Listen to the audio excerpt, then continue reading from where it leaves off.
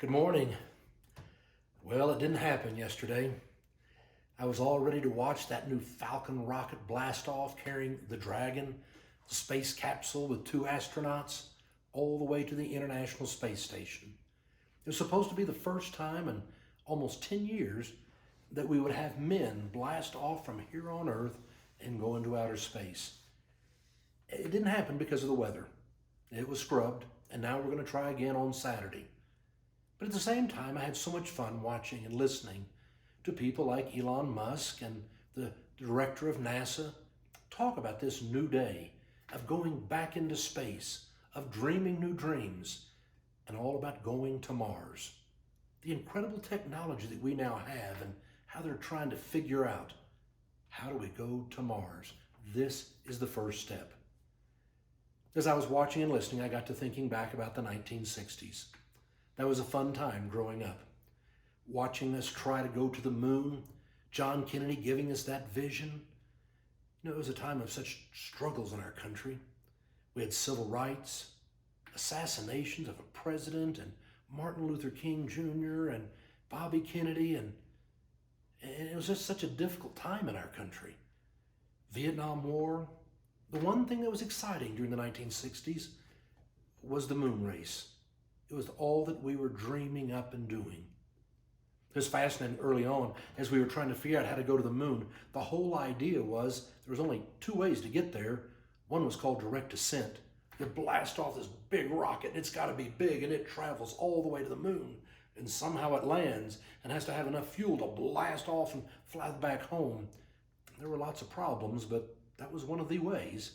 The other way was to fire one rocket up into space and then fire another one up into space, and somehow they would meet as they orbit around the Earth.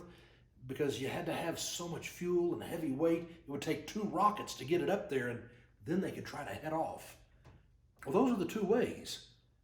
But there was a young junior engineer. His name was Tom Dolan. And he was spending time thinking about it, and he came up with a third way. What if we took off and we began to circle, and then we pulled out of the capsule and turned it around, and we had a little lunar lander. And then we would fly all the way to the moon, and the lunar lander could come loose and come down and land on the moon. And then when it blasted off, it would leave all this weight on the moon and come back and connect, and then let the astronauts get out and discard it and come back home. It was going to be called Lunar Orbit Rendezvous. Well, he wrote a 40-page paper about it, and he tried giving it to other people. Thank goodness it landed on the desk of John Hobart. John Hobart looked at it, and he thought it was the most innovative thing he had heard in a long time. And so he took it to his superior, Dr. Siemens, and he looked at it, and he said, whoever this engineer is, give them a vacation, because they need it. They've obviously lost their mind. Now, most people who read it all thought this was crazy, but John became the great champion of Tom's idea. And a few months later, enough people had looked at it, they said, this is the way to go. This solves so many problems. And so that lunar orbit rendezvous was the way we would go to the moon, not like anybody was originally thinking it would be. Right now we've been confronted by the coronavirus. It sure has caused lots of changes in our world and in our lifestyle. And sometimes things don't go the way that we think that they're going to go. It really is a great time to step back and re-examine our lives, look at how we are living, and how is it we're really called to go forward, to dream new dreams, and maybe to do them in different ways than we could have ever imagined before. That's what God does. God steps back and helps us to think about things that are so much different than we could have ever imagined. It was after Jesus had been crucified and ascended into heaven. He came back to meet them there on the mountain in Galilee. The disciples that had a dream, they wanted to overthrow the Romans and reestablish the kingdom of Israel. But then Jesus said, all authority in heaven and on earth has been given to me. Go therefore and make disciples of all nations, baptizing them in the name of the Father and the Son and the Holy Spirit. Go into all nations, not Israel.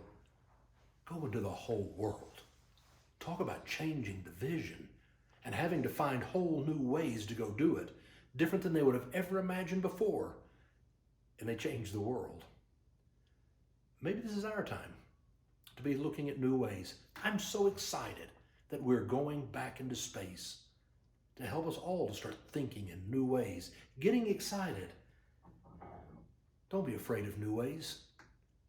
It's in the new way of looking and doing things that you and I are going to go to Mars. Have a great day.